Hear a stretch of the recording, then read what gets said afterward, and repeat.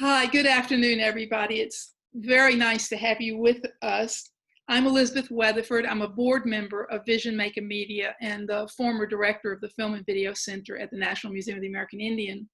And it's my real pleasure to have today, a partnership in filmmaking that we'll discuss in just a minute. But before we do that, I wanted to get started with thinking about a protocol that's become customary when we are in a location together. At this point, we are in locations together, many of them, but it has become increasingly customary to follow a protocol in which the acknowledgement is of the indigenous land on which the event is taking place. What's interesting is there are about 11,000 people who've signed up for the Vision Maker Film Festival, which means that we are in many indigenous places at the same time. And to acknowledge that, I think, is really worthwhile. I currently myself am in the Mid-Hudson River Valley. And in the Mid-Hudson Valley, it is the territories of the Munsee Indians, Algonquian speaking group that are often associated with the Lenape.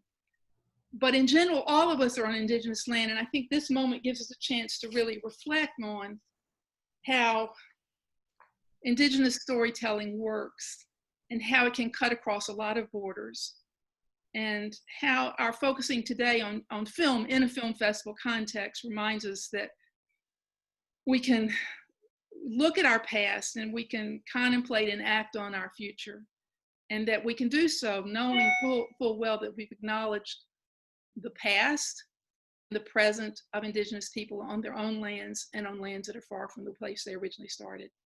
And having given a bit of an acknowledgement, I'd like to now start with our program. This is a film festival, and I need to welcome you first to it and tell you a little bit about Vision Maker Media.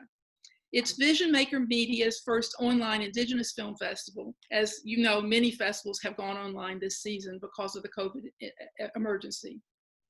This is featuring films from Native nations in all regions of the United States, in the Pacific region, that's Hawaii, New Zealand especially, and in Canada. There are film screenings that are occurring in programmed ways, opening programs each week to last for a week's duration. And today we're considering the role of women in film and the role of women in their own cultures. For you who are freshly on this site, Vision Maker Media is a native and national organization in the United States. It focuses on the benefits and the necessity of indigenous storytelling through film. Its offices are located in Lincoln, Nebraska, but its footprint is everywhere.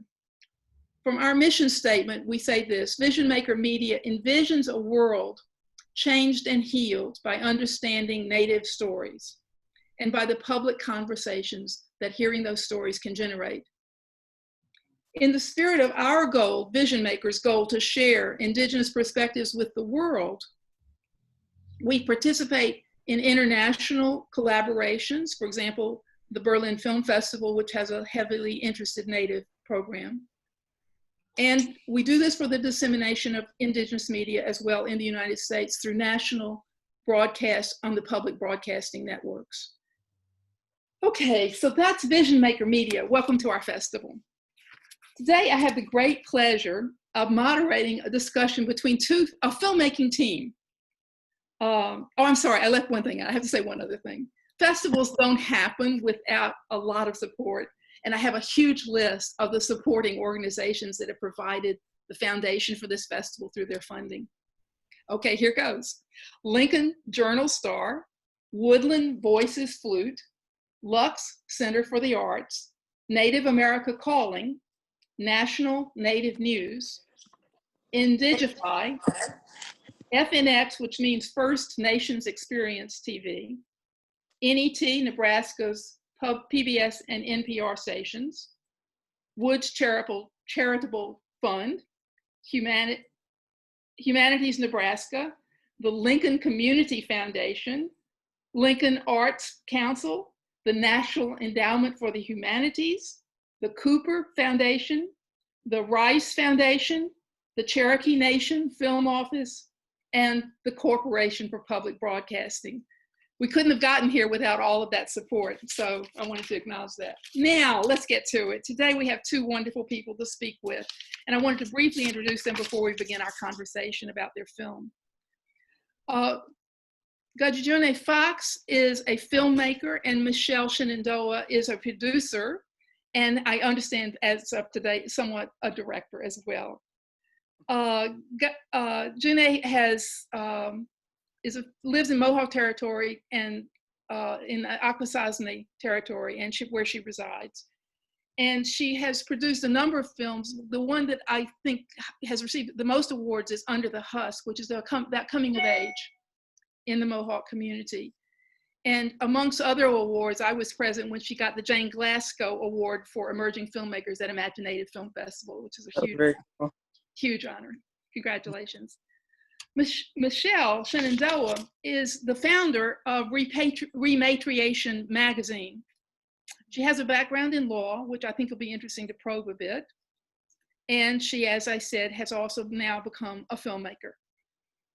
The magazine is focused on Indigenous women's leadership, including, and her work has included the production of this Rematriation 10-part series, Indigenous Women's Voices, and the award-winning short, An Indigenous Response to Me Too.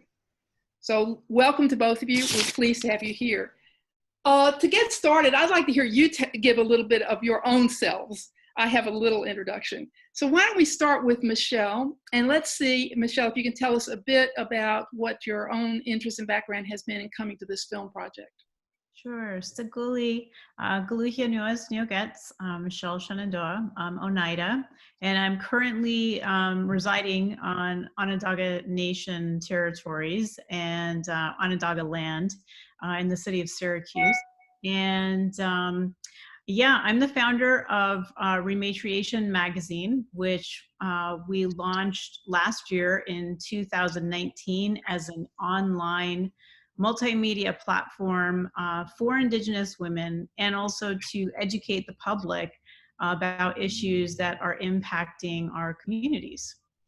And so with that, in that time frame, Judy and I have managed to do quite a bit of work together, really that spans over 3 years prior to the launch of the magazine. It started out with a film, An Indigenous Response to Me Too, which we can talk a little bit more about. And then we started this 10-part series, which was funded by Vision Maker Media.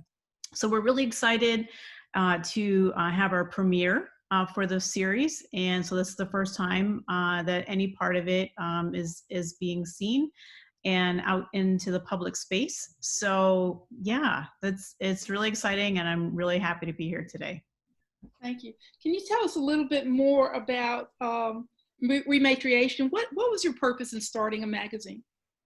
Well, gosh, it's a long story, Elizabeth, that goes way back to the day when actually I was interacting in the spaces of the National Museum of the American Indian in New York City when I lived there years ago. I worked for the American Indian College Fund prior to going to law school.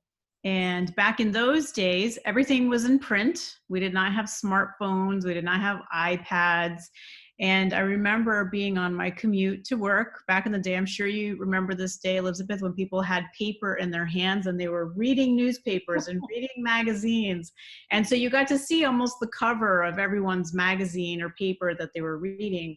And as I looked around and I saw, the Black woman reading Essence magazine, and I saw a Latina woman reading Latina magazine, and I said, where's my magazine, right? And so there really wasn't anything for Indigenous women that was available out there in mass media. And so it's over a 20-year dream of mine to create this space. I went through a very big shift. As you mentioned, I have a background in law and in business development, and I had a very big life change, and then just decided to go on this path and launch the magazine. And thankfully, the day and age that we're in now is digital. So it made it much more accessible to launch this platform But we really wanted it to be thoughtful and provoking and connecting and helping to just connect Indigenous women across the spaces to help provide support and information in the process of what we call rematriating. So rematriation, like the word repatriation, but not really. So repatriation with a P has the patriarchy in it. So I say kick out the patriarchy and put in the matriarchy. So rematriation really is what we're calling a return of the sacred to the mother. And so it's a process, certainly that I didn't coin. It's really happening across Indigenous communities, across all of our territories, where you see women sort of really coming back and stepping into the spaces in which we always belonged, and that colonization sort of really took us away from. How affected have you been by the fact that your own culture, Oneida, is a matrilineal culture? How impacted? Yeah. Well, you know what? I would really love, if you don't mind, I would really love for us to introduce Gaji Junie, and we can both. Okay, let's do it, Gaji. Let's start with you. We both have a lot to say on this. Okay, we'll take that topic up together. Okay. Let me then turn to Judy Fox, who is a filmmaker whose work I've known for quite a while, and is director of most of the works in this Indigenous Women's Indigenous Women's Voices series. Do you want to? I did want to ask you kind of what drew you to filmmaking, but let's stay with the topic we're on, which is how does it matter you two producing a rematriation series? How does it matter that both of you come from cultures that are matrilineal? I think it matters a lot. So Sego, my name is Judy Fox. My name means I make flowers, and I'm from the Bear Clan. I live in Akwesasne.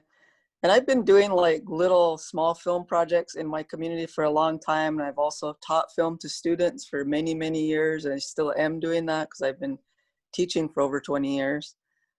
So I'm an educator as well. I'm also a visual artist. But the effect of us coming from a matrilineal, matrifocal society is immense. My new film that is just being released now, it just premiered, I think, a couple of weeks ago. It's called Without a Whisper. And that movie is about that topic. So it's about how Haudenosaunee women influence the women's rights movement. And it's another film that was funded by Vision Maker Media. So that's out right now, and it'll be on PBS this fall. So that's a really exciting film, and that one really focuses on that topic. And I think like when you come from a society where everything that you hear in your culture is surrounded by stories of women, like Sky Woman, the first woman to come down here.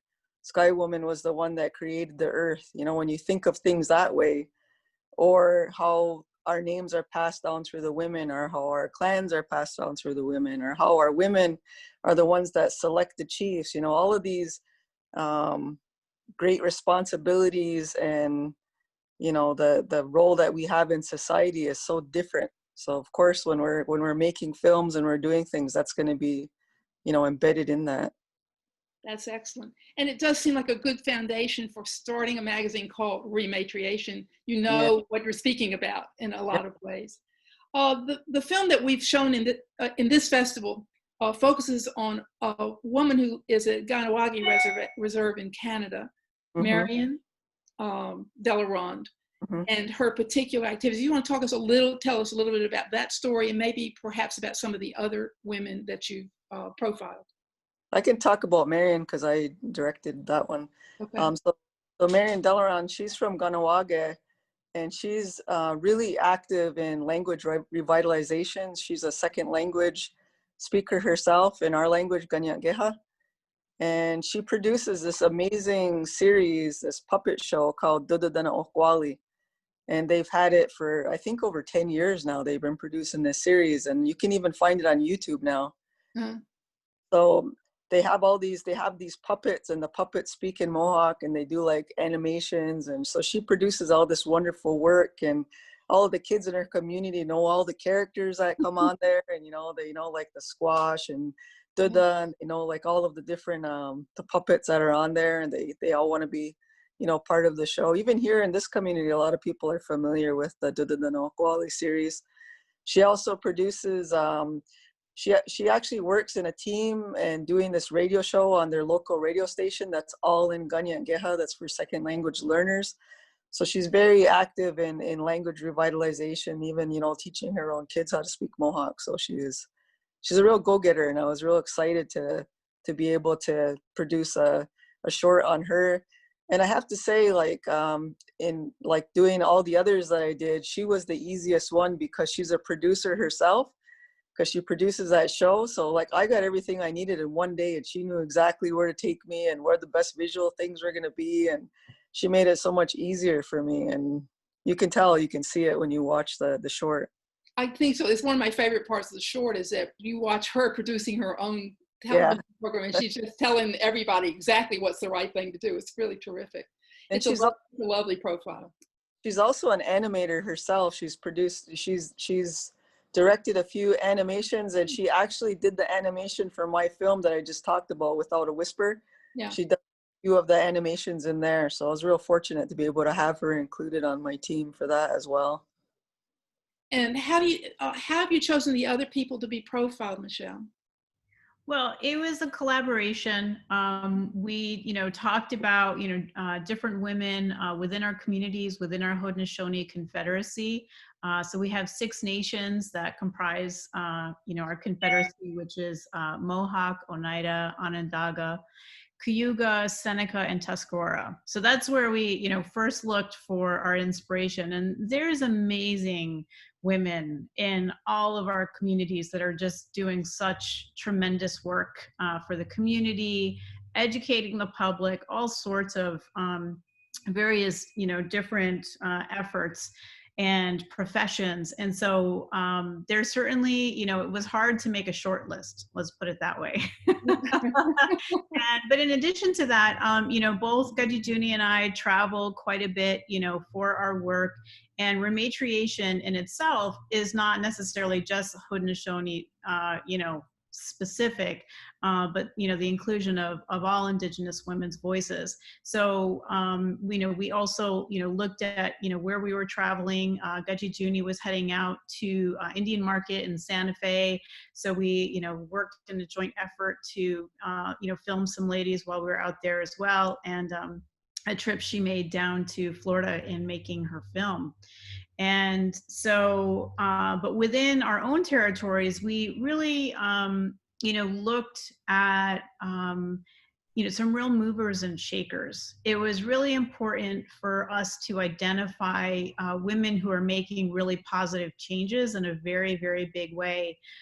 As you know, Elizabeth, and are familiar with, you know, there's so many stories about, you know, Indigenous women and so many of the hardships and violence that we face. And so, you know, Rematriation kind of is twofold in that we certainly work to educate the public about these issues, but at the same time, we want to rewrite the narrative and tell it from our point of view, because most of those stories are actually told not even from our perspective, right?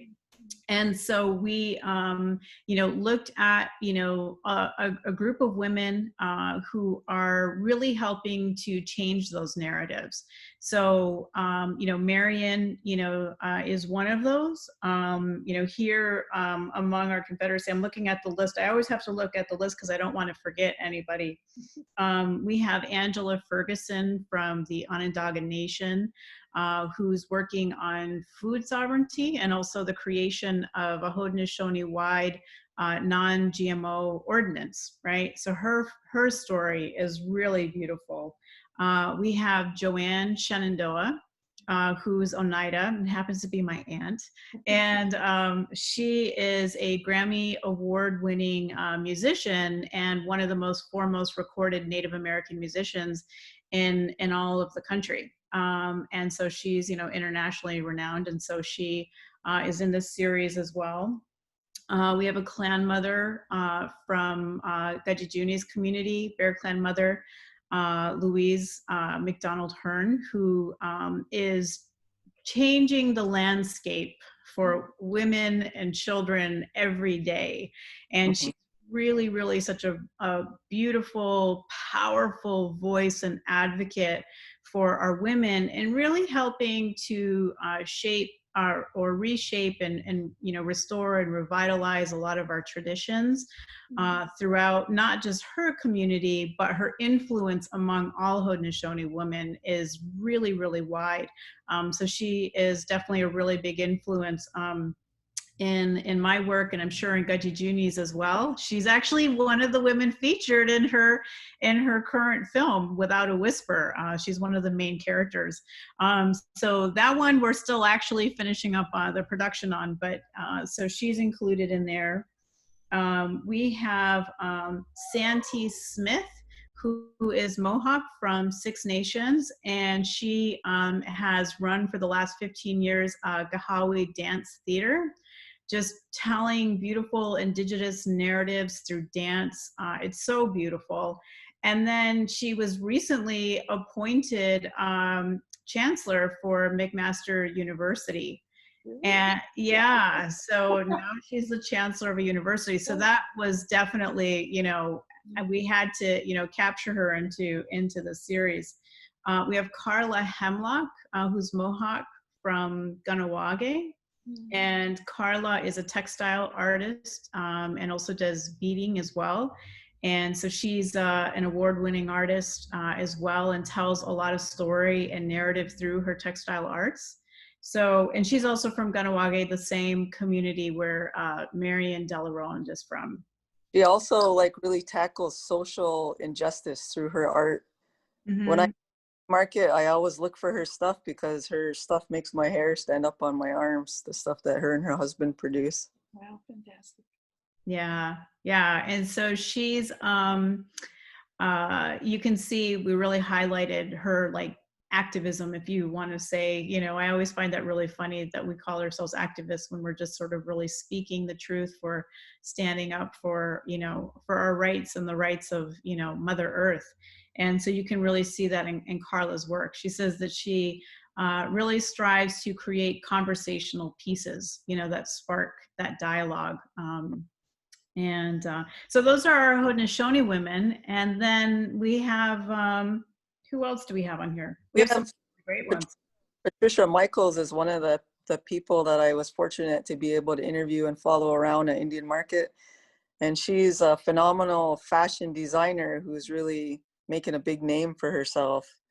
So we had Patricia Michaels and also Delana Otherbull, who works in domestic violence and dealing with some really hard issues with domestic violence, and doing a lot of phenomenal work in New Mexico.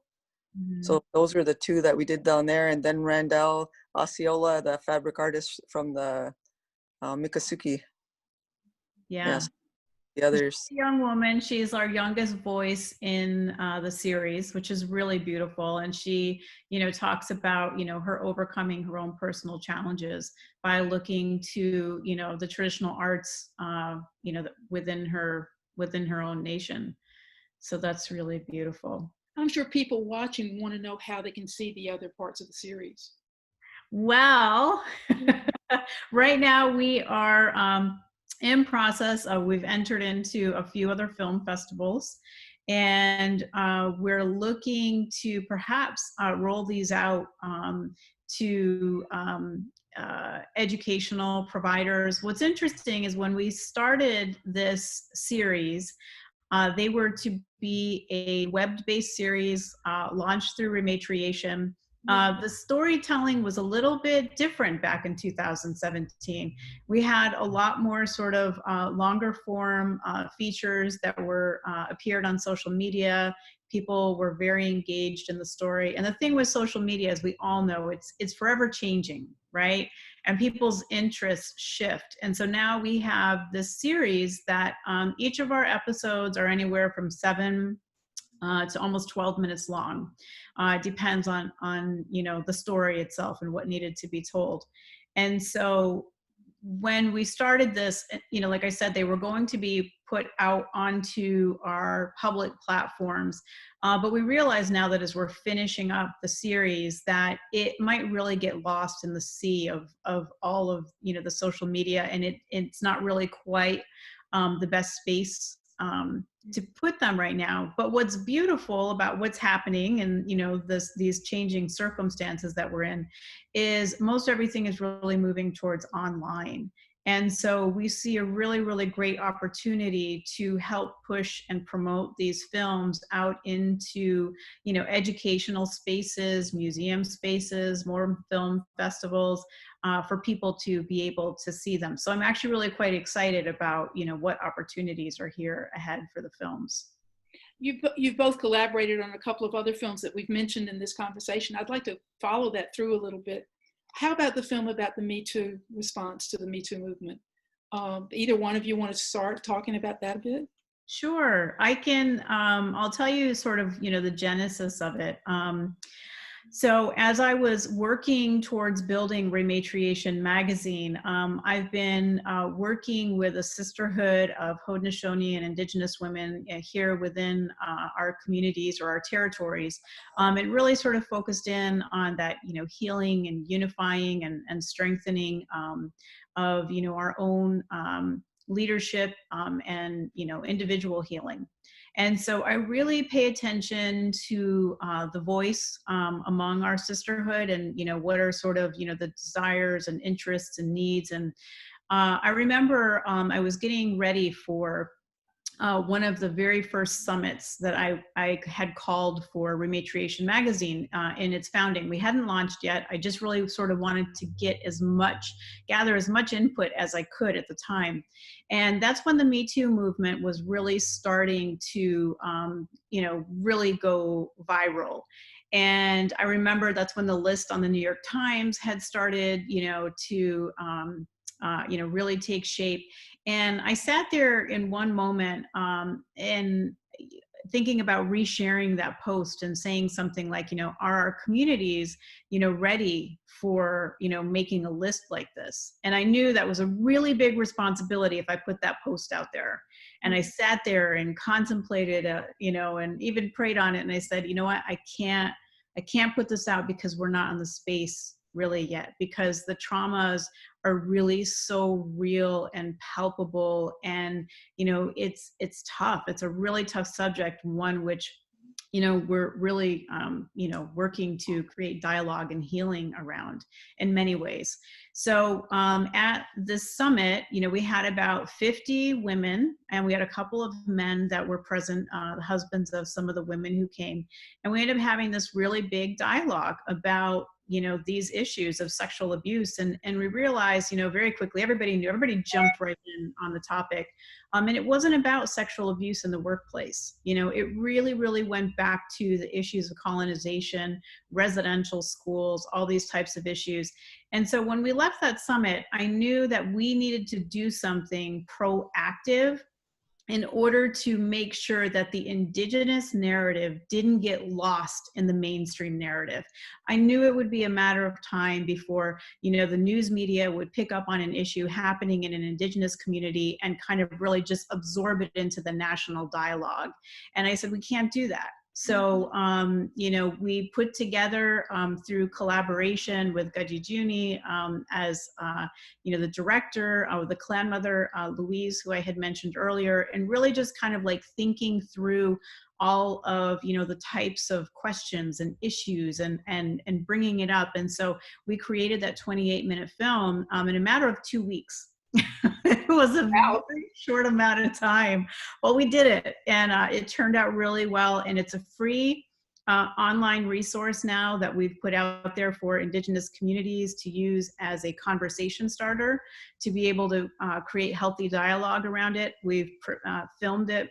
We've screened it in multiple communities and had talking circles around it, which has been so productive. But what's great is we've also, you know, screened it in Indigenous spaces as well. And it's been really profound, the type of, you know, reactions and how much that issue impacts all people around the world. So yeah, I don't know, Gaji Juni, if you had anything you wanted to say on that, but that's what I got. I think you did a good job talking about that one. I wouldn't mind saying a few more words about my other film that's coming out. I'd like to talk about that too. There's only one thing I wanted to say about the comments that Michelle just shared with us, is that what's really interesting for me, a watcher of films, my professional life is watching films, is the crossing of line, the intersection of the things that are specifically Indigenous with the things that are considered of massive concern in the cultural dialogue in general, in the States, I'm thinking especially. And it's this time when, for example, Black Lives Matter is being discussed so strongly. It's a moment for really articulating the way Indigenous lives matter and the way that differs and also comes to clarity under the light, under the scrutiny of the moment that we're talking about, the kinds of differences and how to bridge them and how to account for them, how to take responsibility for them, how to interact with the solutions for them, or as I think was said, the healing. All that seems to be part of it. And I wanted to thank you for describing the film. I looked at it on your website, on your magazine's website, just as a way to access it for people. Now there's another film. This I think is really a little revolutionary, your next film. So you want to tell us a little bit about it? I want to ask one question first though. Without a Whisper, one of my favorite films was It Starts with a Whisper, which was Shelley Nero, Mohawk Shelley Nero filmmaker's early film, early experimental film. And I wondered if your title had anything to do with that. No, the title for the film actually came from Louise, our clan mother, was something that she said while I was filming her. And she was talking about history and how history is written and how our women were written out without even a whisper. Without a whisper. Yeah, that's where. So tell us a little bit. It's a very interesting thesis in your film. Tell us a little bit more about it. So the film is a character-based film. It follows Louise Wagalagatste Hearn. She's a Bear Clan mother from here. And Sally Roche Wagner, who is a professor. She was one of the first ones to get a doctorate in women's studies. So she's been doing that for like over 40 years. She teaches at Syracuse University and a few other places. And she's really well known for her work. Her book, Sisters in Spirit, was about the actually where I first heard this. I heard Sally speak at a education conference that we had called The History Through Haudenosaunee Eyes. We were doing these conferences over the summer, teaching history teachers to teach and also include our perspective in there. So she was one of the presenters that came for that, and I listened to her talk and I was really intrigued by that. And after I finished this last film, Under the Husk, and I was at the American Film Festival and somebody asked me, what are you going to do next? And I blurted that out. I said, well, I want to do a film on how the Haudenosaunee women influenced the women's rights movement. So I had to start it. So I got busy with that and I got some funding from Vision Maker Media for pre-production, and then they funded me for production and been supporting me along the way. And this film just premiered, like I said, a couple weeks ago at Woods Hole Film Festival. It's also going to be at the Roxbury Festival at the end of this month, and then PBS this fall. Roxbury's Boston, that Roxbury. It's really interesting. And I think, you know, this is a year when everyone's looking at the right of women to vote having been attained in the United States. And this is a film that says it's grounded very strongly in Indigenous philosophy and outlook and actually women's actions, what women do. Yeah. It's a nice film and I think you'd see it. I kind of, I thought of the structure of the film. It follows these two characters, a native and a non-native woman. So it kind of like mirrors what happened a long time ago. And we kind of tell the story through them, you know, so we get through the whole thing, and it's not, you know, we got animation in it, which is cool. I've never had animation in a film because I really wanted to show what it was like for our people a long time ago, because there are no photographs of us when we lived together, like in longhouses as extended families, where you could see what it was like for our women to be like living with all their aunties and their sisters and their grandmother, and then their husbands moving in with them. And what kind of world is that, you know, compared to the European women when they came over here? You know, it was much different. So I really want to show that. Well, it's good. You have an air date yet? Do you know when it's going to be? It's going to be the beginning of November. I'm not sure the exact date, but I'm on social media, Without a Whisper, and I'm also have a website, withoutawhisperfilm.com. Well, so what drew you to filmmaking? It's just another, for me, I'm a visual artist, so it's just another expression.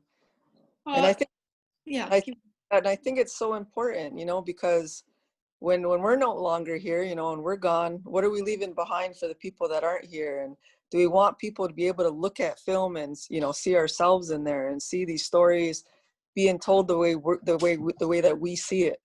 You know what I mean? Much different than having somebody from the outside creating the same kind of work. It's a little different, you know? Yeah, I think also it's like here on the underpinnings, I think about this a lot, being the age and stage I am, that there's an archiving going on. It's a 21st century world that's being remembered and commemorated. And as you said, through the point of view of people from the real community, making a very strong statement of, I hope the archives continue. This is one of my anxieties these days, is that it's so valuable what you all are doing.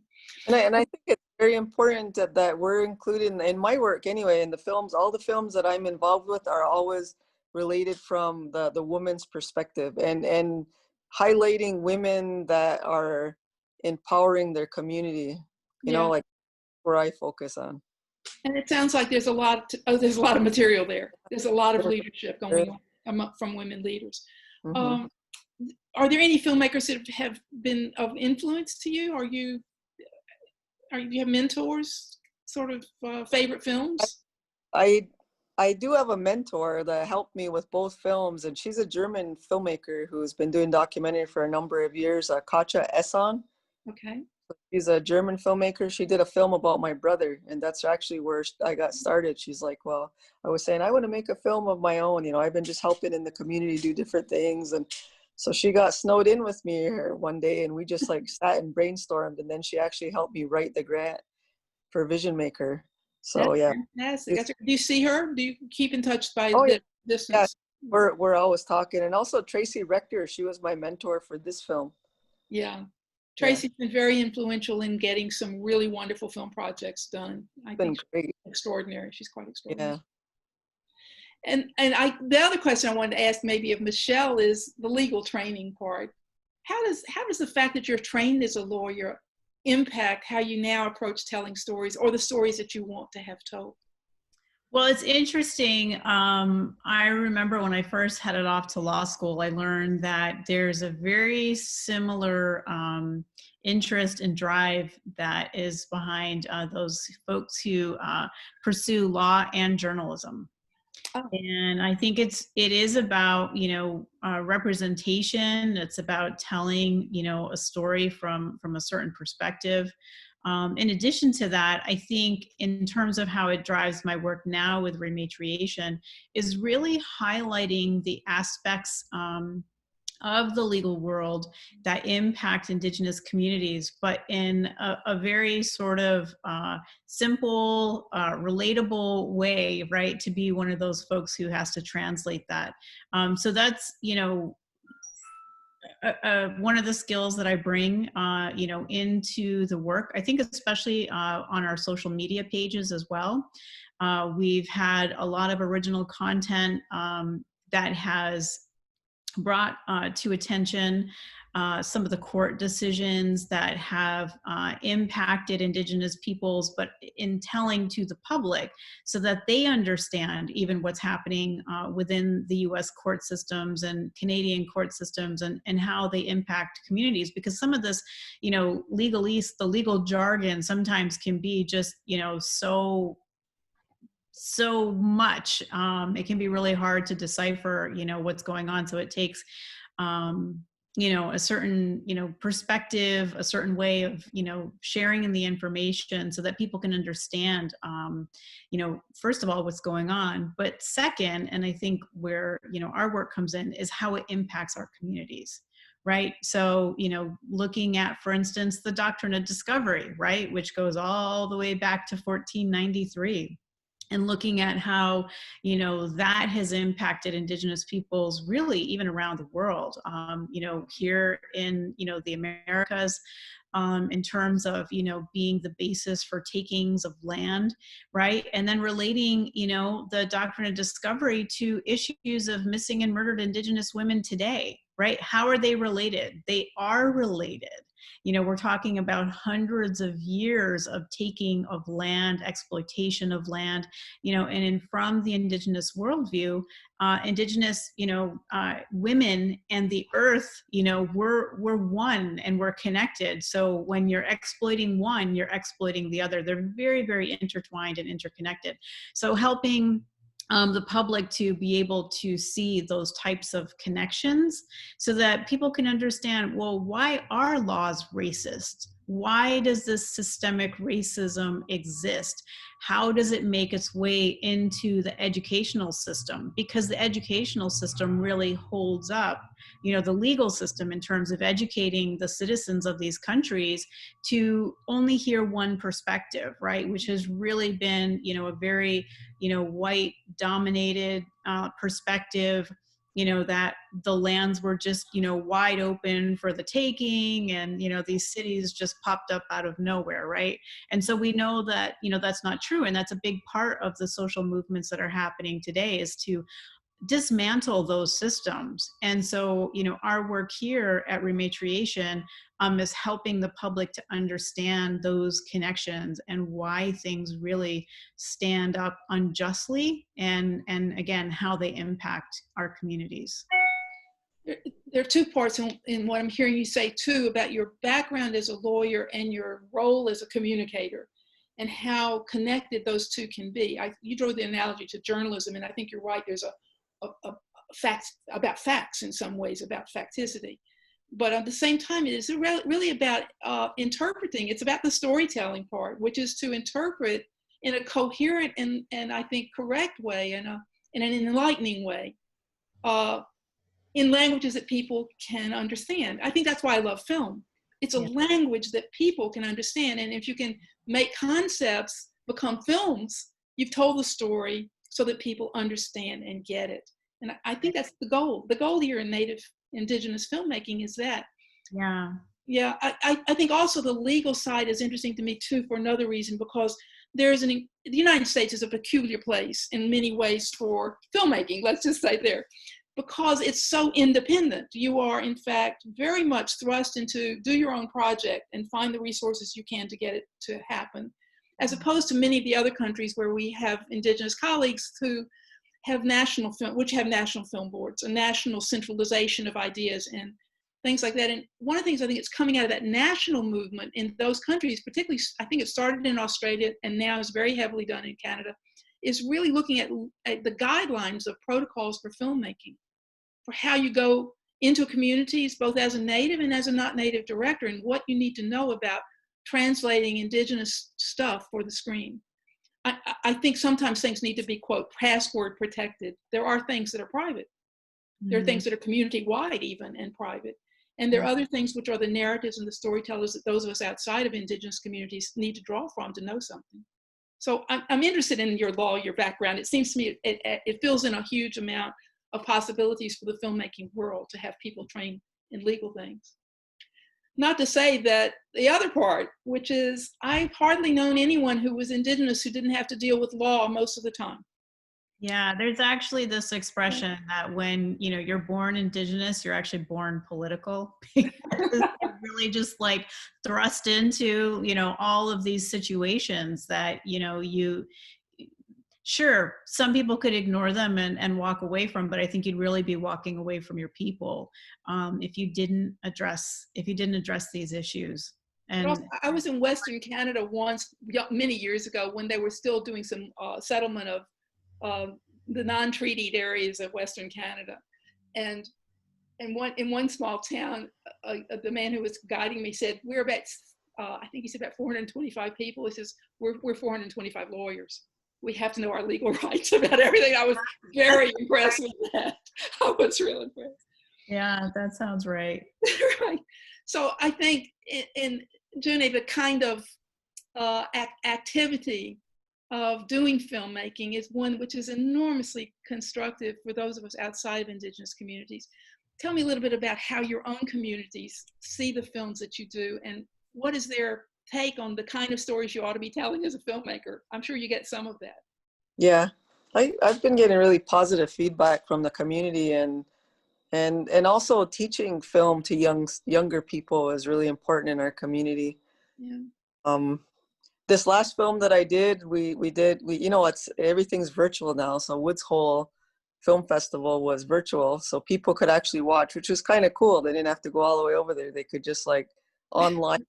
So we had a screening, and then I had people messaging me, how do I get on this thing? You know, because there's some people are, you know, pretty not technology savvy sometimes. But one of the few of the comments that I got back is they wanted to see more. Like they wanted it to be longer. I wish it was 2 hours long instead of half an hour long. And I don't know. I kind of look at it like I'd rather people want more than to, you know what I mean, leave them wanting a little more. So Yeah, you're right. That's good. they can still research more on the topic and learn more on the topic. So when you work with kids, what happens? What kind of workshopping do you do with young people? I actually teach a film class at our local high school. Mm. So we learn about, you know, stereotypes in media. They produce short films. We even do like a collaboration at the end where they write their own script, and they film it and they edit it and they do their own short story. A lot of times we do like legends, or else they readapt them to modern times. And so I kind of leave that up to them what they want to do. But it's really empowering to see young people like interested in that, and like seeing that it's accessible to them, that they can do that, especially today. Yeah. So what's next for the two of you together as collaborators, and for each of you separately? What I see that we've got a film going out into circulation, so that's a big job. That's not, films don't end with films. They continue with circulation issues and doing it and being there and whatever.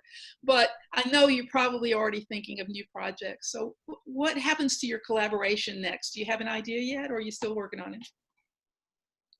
So go ahead. Do you want to say something? Oh, good. That's collaboration. Let's do it both. Okay, go on. All right, yeah. Michelle, you first, and then we'll go to. Well, right now, you know, like I said, this is, you know, one of the 10 films that's being, you know, put out into the public sphere.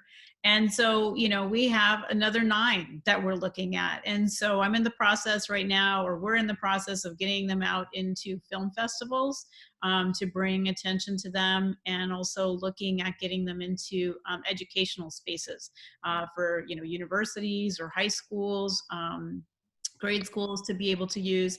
I think the real important thing is that, you know, we're looking at creating positive narratives about Indigenous women, so that we're not just statistics, we're not just the stories of violence, right? You can see real, like I said, movers and shakers that are carrying forward the culture in really powerful ways. So I think that there's a lot of value in each of these stories and what they can provide out there in those different arenas. And so in addition to that, you know, just working on helping to further build out, I guess I should say, the, you know, Rematriation magazine platform.